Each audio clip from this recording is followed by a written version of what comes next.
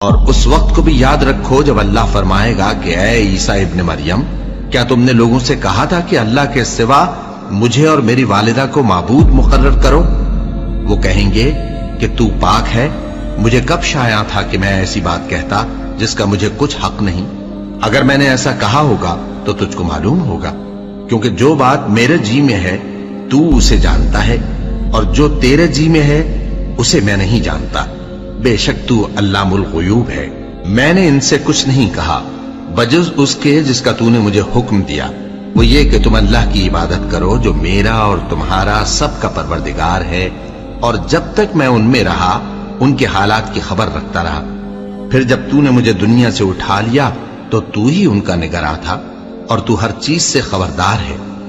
اگر تو ان کو عذاب دے تو یہ تیرے بندے ہیں، اور اگر انہیں بخش دے تو تیری مہربانی، اس لیے کہ تو ہی غالب ہے، حکمت والا ہے۔